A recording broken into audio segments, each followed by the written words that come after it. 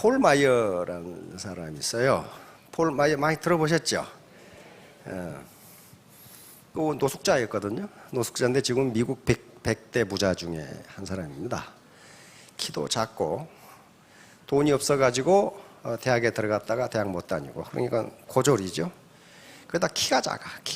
키가 작은 데다가 말더듬이야. 말더듬이.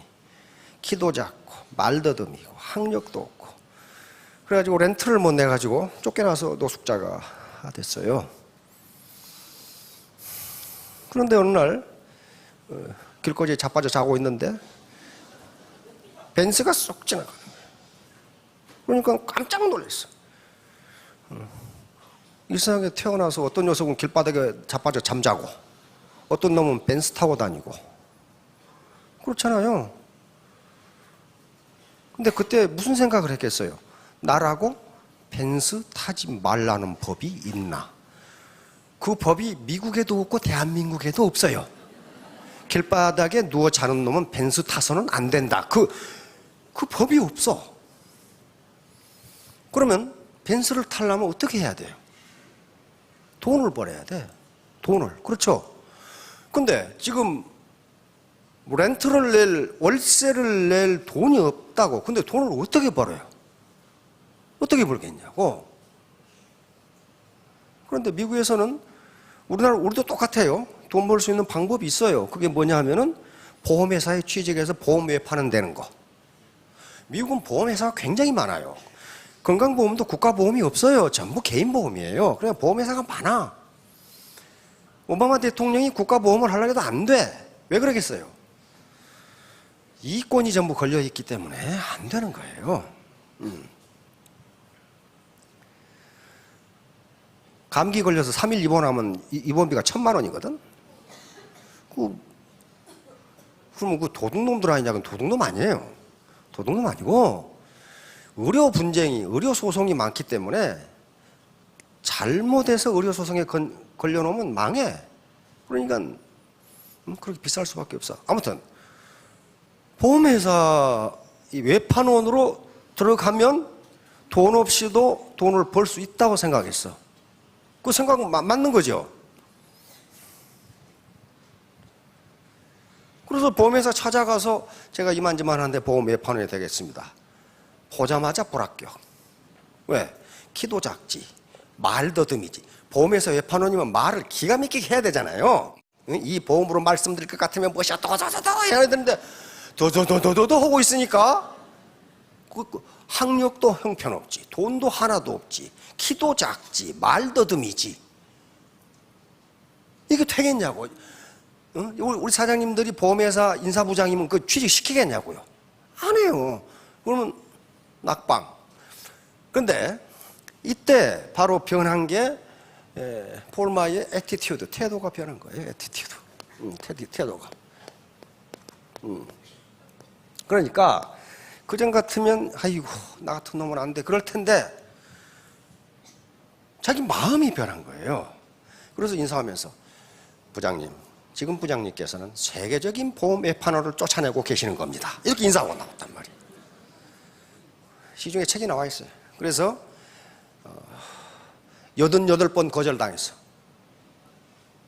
보험회사를 그러니까 88군데를 찾아갔다는 얘기예요. 다 거절당한 거예요.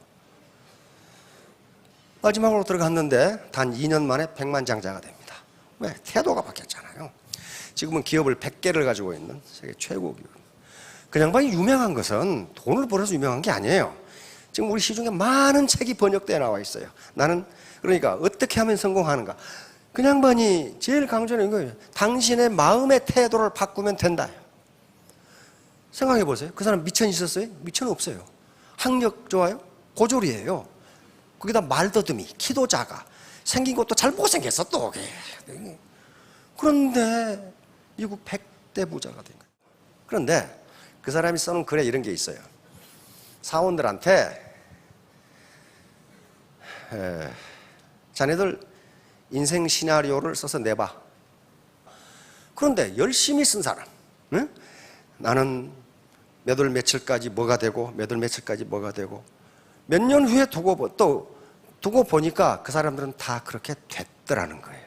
그런데 샤식 그거 쓴다고 뭐 해주나? 그럼 놈은 하나도 안 되더라는 거예요. 폴 마이의 그 책에 있어요. 그러니까 그걸 뭐라고 그러냐면 겸손이라 그래요. 휴멜리티, 겸손이에요. 겸손이 사실은 성공의 가장 중요한 자본입니다. 세상에 오만한 놈도 겸손한 놈을 제일 좋아해. 교만한 놈이 제일 싫어하는 놈이 교만한 놈이야. 지가 교만한지는 몰라. 그런데 제일 싫어하는 놈이 교만한 놈.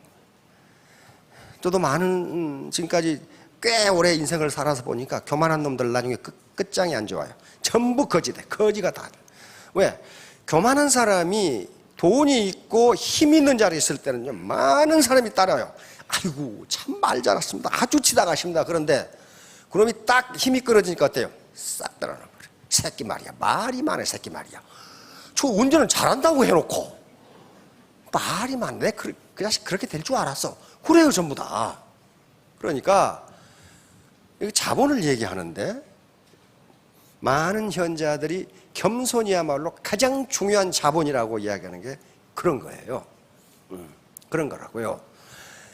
고소득을 얻기 위해서 여기 오셨어요. 고소득. 그리고 지금까지 고소득을 얻기 위해서 아주 발버둥을 치시면서 살았는데 고소득이 안 돼요.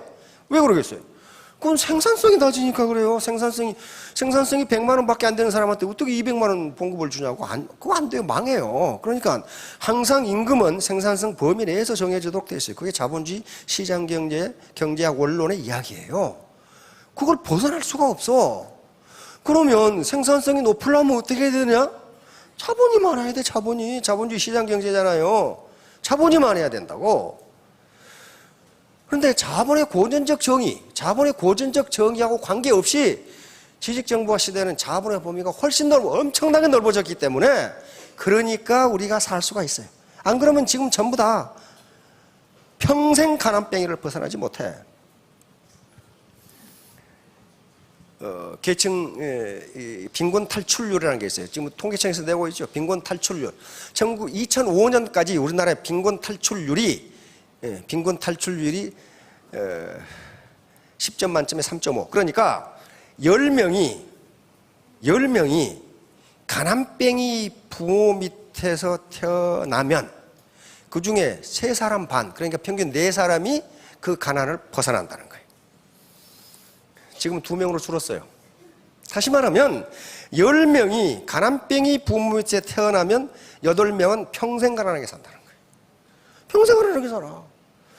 그런데 그 초점을 평생 가난하게 사는 8명한테 맞추지 말고 그 중에 2명은 빈곤에서 탈출한다는 거예요. 아무도 못한다면 문제가 있죠. 2명을 한단 말이야. 그럼 2명은 어떻게 쓸 거야? 2명은 부자가 된다는 거예요. 지금 많이 떨어졌죠? 3.5에서 2.2로 떨어져 버렸거든. 빈곤 탈출률이. 그러면 요 탈출한 2명은 생산성이 높았고, 그러면 생산성이 높다면은 그 중에 자본을 가졌다는 얘기예요. 그렇다면 우리가 볼 건 빈곤에서 탈출하지 못하는 8명이 아니고 탈출한 2명이 어떻게 했는가를 보면 된단 말이에요. 지금 그 얘기를 하려고 하는 거예요. 그래서 겸손하라 하는 게 그 겸손이 쉬운 일이 아닙니다. 절대로 쉬운 일이 아니에요. 이 인간관계, 현자들이 인간관계에서 중요한 3가지가 있다고 지적을 합니다. 이 3가지가 인간관계를 결정한다. 그리고 이것이 사회적 성취를 결정한다고 봅니다. 3가지가. 첫 번째가 뭐냐 하면은 자기 이해.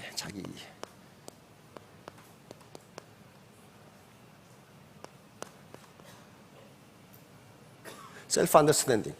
이게 영어로 있는 것 보니까 양코베기들이 한 얘기야, 이게. 그렇죠? 심리학자들이. 내가 누구인가? 내가 지금 어디 있는가? 요거 아실 것 같습니까? 굉장히 어려워요. 저도 아직 내가 누군지를 아직 몰라. 모르는 거예요. 내가 뭘 알고 있는지, 내가 뭘 모르는지, 내가 어떤 능력을 가지고 있는지, 내가 도대체 이 조직에서 어떤 존재인지 잘 몰라요. 잘 몰라.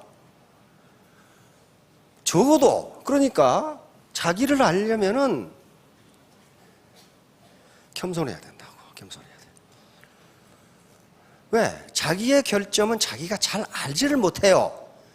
특히 아는 것에 대해서 그렇게 어려워요. 이 중에 아주 굉장한 지식인들이 많습니다.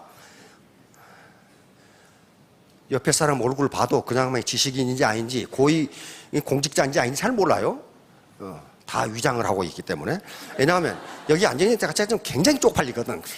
앉아있으니까 아무나 굉장한 분들이 있어요. 그분들은 오히려 점잖합니다. 근데 쥐뿔도 아닌 것이 되게 또 머리에 목은 빳빳해. 아주 대단한 사람인 것처럼. 대단한 사람이라는 게 제가 늘 얘기했죠. 대가리가 단단한 사람을 대단한 사람이라고. 말이 먹혀 들어가질 않아. 말이 이런 말이 있어요.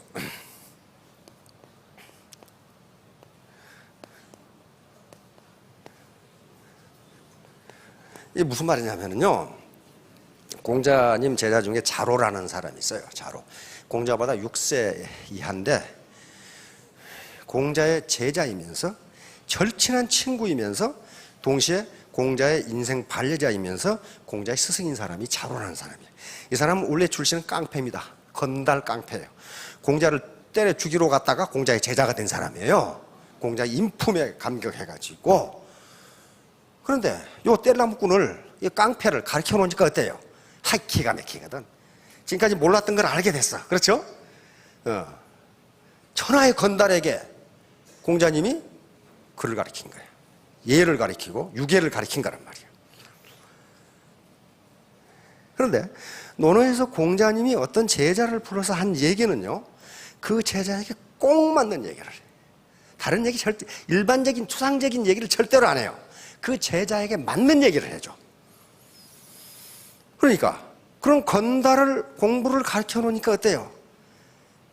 발이 구름 위에 떠 있죠? 내가 알걸랑, 그렇게, 내가 뭐 좀 알걸랑, 그렇게 된 거예요. 막 그렇게 된 것 같아요, 분위기가. 그러니까 공자님 하루는 부릅니다. 유야, 그 말은 자로의 어릴 적 이름입니다. 일반적으로 그래서 성년이 되면은 자라는 게 붙죠? 자, 그것은 어릴 적 이름 외에 또 다른 이름이 자고, 그러고 나서 좀 유명해지면 호가 또 붙죠? 그리고 그냥 뭐니 업적에 따라 돌아가시면 시호라는 게 또 붙는단 말이에요. 자니까. 자가 이 자로입니다. 그리고 이름, 어릴 적 이름이 유야. 그러니까 공자님이 유야 이렇게 불렀다는 건 뭐예요? 굉장히 사랑한다는 얘기예요. 그렇죠? 어릴 적 애기 때 이름을 불러준 거예요. 유야. 유야. 이 회는 가르치려 했자입니다. 여는 여기서 너여자입니다. 똑같은 거예요. 너에게 안다는 것이 무엇인지 가르쳐주마. 이렇게 딱 안다는 것이, 이놈이 아는 척 했겠죠? 안다는 것이 무엇인지 가르쳐주마. 지지. 아는 것을 안다고 하고, 부지. 모르는 것을 모른다고 하는 것, 이것이 곧 아는 것이니라. 이렇게 가르쳐줍니다. 그런데 아는 것을 안다고 하는 건 매우 쉬워. 근데 모르는 것을 모른다고 하기가 무지하게 어려워. 쪽팔리거든. 나 왜 스폰서인데 말이야. 모른다고 하기가 영 쪽팔리니까 아는 척해. 그때부터 오류가 나오기 시작해.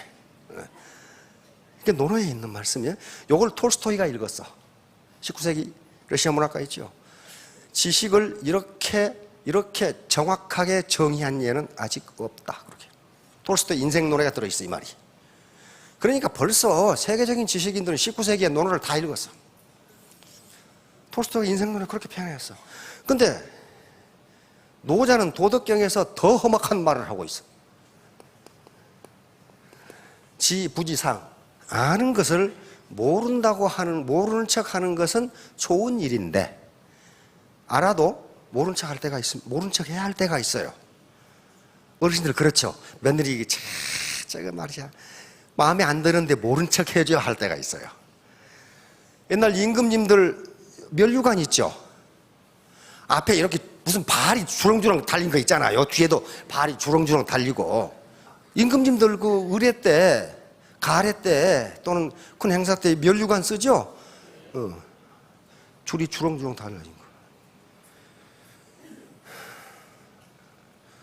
그 의미가 리더면, 임금이면 절반만 보라는 겁니다. 아는 것도 모른 척 해주라는 거예요.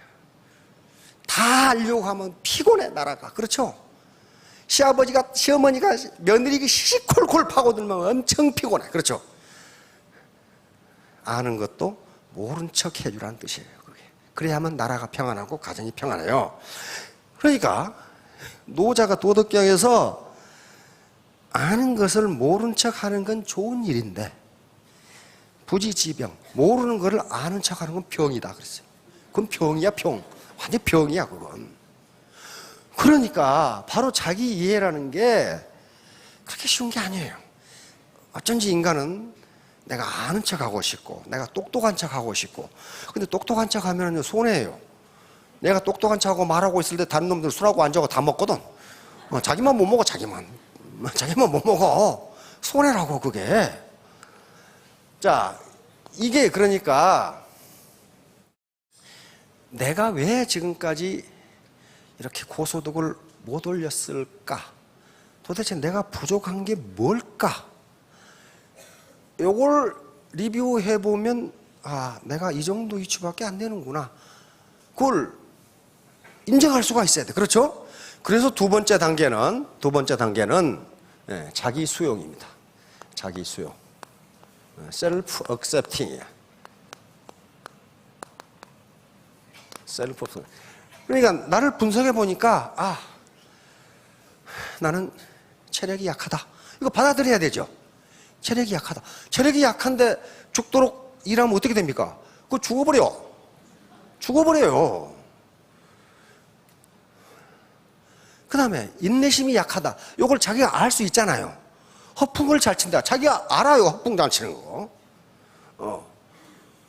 요것을 어떻게 한다고? 두 번째는 받아들여야 된다는 거야. 나는 이런 사람이로구나. 근데 받아들이는 게 그냥 받아들이는 게 아니고 그런 나를 사랑하라는 게 현자들이 얘기해요.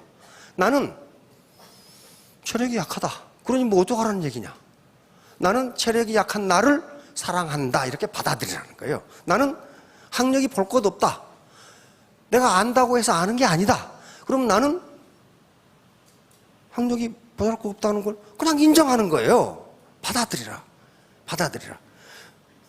그 대표적인 사람이 마쓰시다 고노스케예요.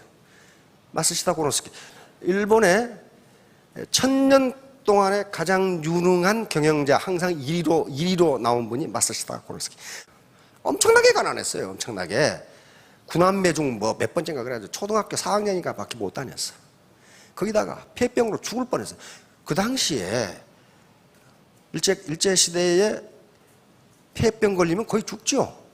옛날 시골에서 보면 환자들 있었어요. 근데 거의 폐병 걸리면 지금이야 아무것도 아니지만 폐결핵 아무것도 아니지만 그때는 굉장했단 말이에요. 그 폐결핵에 걸린 사람. 거기다가 그러니까 학력은 초등학교 4학년. 몸이 약해. 폐결핵으로 빌빌해. 거기다 키도 작아. 못생겼어. 돈도 없어. 아무것도 없어. 그런데 그냥 자서전에 보면 나는 이 세 가지 조건 때문에 성공했다. 그렇게 적어져 있어. 우선 나는 가난했다. 가난한 게 무슨 좋은 조건이야, 그게. 근데 이 사람은 그것이 좋은 조건으로 봤어요. 가난했기 때문에 어려서부터 많은 일을 경험했다. 세상 물정을 알게 되죠. 그리고 돈이 얼마나 귀중한 것인가를 알게 돼서 낭비하지 않았다. 그러니까 가난한 것 자체를 뭘로 그냥 받아들이고 그것을 자기 장점으로 활용한 거예요. 두 번째, 나는 배운 게 없다. 학력이 초등학교 4학년 졸인데 그러므로 나보다 똑똑한 사람을 데려다 쓰려고 노력했다. 그게 장점이 된 거예요. 장점이. 근데 보통 얼간이 같은 놈들은 자기보다 똑똑한 놈은 밑에 놔두고 보지를 못해. 안 갉아가지고 그냥 쫓아내버리거나. 그러면 그 주위에 누구만 남아? 저 같은 바보만 남아. 그러고 같이 죽어. 마쓰시다 고노스케가 일본 1000년 동안에 가장 위대한 경영자로 추앙을 받는 건 물론 경영을 성공했다는 측면도 있지만 그런 태도가 중요한 거예요. 그 다음에 나는 몸이 약했다. 몸이 약했어. 그게 무슨 장점이냐고요. 근데 그건 장점이라고 생각해. 자기는 왜? 나는 몸이 약했기 때문에 혼자 일하지 않고 협력해서 일하려고 노력했다. 그 협력해서 일하려고 노력했다.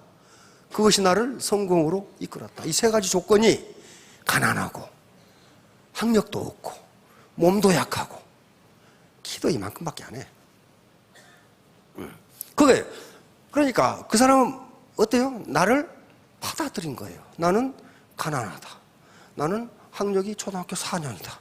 나는 몸이 약하다 하는 걸 받아들이고 자기를 사랑한 거란 말이에요. 그 세 번째는 자기 개방이에요. 자기 개방, 셀프 오프닝. 셀프 오프닝. 그러니까 자기 개방이라는 건 저는 이런 사람입니다. 솔직하게 얘기하는 거예요. 근데 통상 안 그래요. 내가 이 과거에는 대단했거든. 통상 그렇게 나가죠. 과거에 대단한 놈은 지금 그 말은 무슨 말이에요? 지금 별 볼 일 없다 그 말 아니에요. 과거에 대단했으니까. 개방을 하면 상대방이 나를 무시할 거다 그렇게 생각하니까 그렇거든요. 절대로 무시 안 합니다. 그럼 존경하느냐? 존경도 안 해요. 아무 관심 없어. 그렇든가 말든가 아무 관심 없어요. 자, 이렇게 되니까 바로 여기서부터 내가 겸손하지 않으면요, 저걸 할 수가 없어요. 내가 누구인지. 나를 과연 내 있는 그대로 받아들일 수 있는지. 왜? 있는 그대로 받아들여야 발전이 있어요. 그렇죠?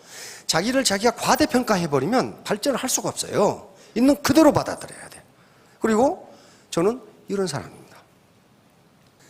겸손은 자기 자본을 증가시켜요. 남의 말을, 겸손은 무슨 뭐 인사자라고 하는 겸손은 안 그래요. 남의 말을 경청하는 것, 이걸 겸손이라고 그래요. 남의 말을 경청하는 것. 왜? 경청한다는 건 뭐예요? 그 사람한테 내가 배운다. 공자님이 3인행 필요하사라 그랬죠. 세 사람이 가면 그 중에 반드시 내 스승이 있다. 공자 같은 사람이 그랬는데 우리가 뭐라고? 뭐라고? 또 불치하문 그랬단 말이야. 아랫사람에게 묻기를 부끄러워 말라. 아랫사람이, 그러니까 공자 같은 사람이 불치하문 아랫사람에게 묻기를 부끄러워 말라. 요 태도만 가지면 성공할 수 있습니다. 세종대왕이 그렇게 유명해진 것은 맹사성과 황이라는 두 정승이 있었기 때문에 가능해요. 세종대왕 혼자서 그렇게 하실 수가 없어요. 아마 세계 역사상 그렇게 훌륭한 임금은, 군주는 찾아보기 힘들어요. 세종대왕 같은 분을 찾아보기 힘들어요. 우리가 그분이 조선왕조 4대 임금이었다는 게 참 굉장한 복이에요. 바로 세종대왕 옆에 이 두 대감이 있었어요. 그런데 세종대왕의 이 인품의 폭을 알 수 있는 거예요. 맹사성 대감은요, 이성계, 조선왕조의 태조 이성계가 때려 죽인 최영장군의 손자예요. 손녀 사이예요. 그러니까 아주 원수지간이죠, 이 시집안이. 그렇죠? 그런데 재상으로 통일한 거예요. 황희, 그 뒤에 황희정승 인양반도 고려 말의 귀족이에요. 그래서 두문동으로 조선왕조를 숨기지 않는다고 두문동으로 들어갔던 분이에요. 이방원이가 거기다가 불을 질러버렸죠. 다 튀어나왔죠. 불을 질러버렸는데 이방원이 뭐라고 그랬어요? 타 죽은 사람들이 있을 것이다. 그 사람들은 타 죽게 놔둬라. 절대로 절개를 변하지 않을 사람들이다. 그 사람들을 추앙해줘라. 그러나 대부분 튀어나올 거다. 황희도 튀어나왔어. 뭐라고 튀어나왔느냐? 조선왕조에 보복을 하기 위해서. 고려 말의 귀족이었거든. 학자고. 그런데 어떻게 됐어요? 세종대왕이 품은 거예요. 그런데 황희 같은 분은요, 참 고생 더럽게 많이 했어. 예. 벼슬을 73년을 했어. 73년을. 그러니까 생각해 보세요. 태종의 지신사, 지금 같으면 청와대 비서실장. 태종이 자기가 불질러 놓고 자기가 쓴 거예요. 튀어나온 사람을. 그러면 그렇다면 뭐예요? 태종은 사람을 볼 줄 알았다예요. 이걸 자기 비서실장으로 쓴 거예요. 요걸 도승지를 4년. 아이, 판서가 6개 자리인데 그거 하나 하기도 힘들어 죽겠는데 6개를 다 해서 이 양반은 세종 계속 시키는 거예요. 아유, 경이 그거 끝났으면 2조 판서 끝났으면 예조 판서를 하셔야지. 예조 판서 끝나니까 병조 판서를 하셔야지. 아이고, 그만 그럴 게 아니라 형조 판서도 하셔야지. 다 했어. 그 다음에 거기다가 좌상, 우의정, 좌의정 6년을 하고 영의정에 임명된 게 69세. 지금 연세 많으시다고 그 괜히 허리 구부리고 그러지 마세요. 이 양반 69세에 영의정, 지금 같으면 국무총리가 되신 거예요. 국무총리가. 근데 영의정을 18년을 했어. 18년을. 그래가지고 87세까지 했어. 87세까지. 왜냐하면 세종대왕이 놔주지를 않아. 세종대왕이 아주 이 황희정선을 울고 먹을 때 울고 먹은 거야. 그냥. 69세에 영의정을 시켜놓고 70대가 돼가지고 전하, 제가 몸이 아파서. 아, 그러십니까? 그러면 출근을 일주일에 하루만 하세요. 또 한 70 몇 세 돼가지고 제가 걸음을 못 걷겠습니다. 그러니까 그러면 출근하지 마시고 집에 그냥 계세요. 그래, 나중에는 집에서 일어나지를 못하겠습니다. 아, 그러면 관리를 하나 보내드릴 테니 말만 그냥 하세요. 받아 적도록. 왜? 이분이 누워 계시는 것 자체가 국가가 지금 돌아가는 거, 운영되는 거야. 거기다 세종대왕이 돌아가시기 4개월 전에 자기 몸이 아파 죽겠으니까 아, 이제 그만 경도 그만 쉬세요. 그래가지고 겨우 4개월 전에 황희정선을 놔줬어요. 그럼 스폰서가 다 되실 건데요, 파트너들이 그렇게 하셔야 됩니다. 아, 우리 스폰서님, 제가 몸이 좀 아픈데요. 그러면 집에 계세요. 제가 하겠습니다. 제가 걷지를 못하겠는데, 아, 그러세요? 제가 사람을 보내드리겠습니다. 그렇게 돼야 된다니까. 근데 황희정승이 그렇게 된 게 바로 겸손이었습니다.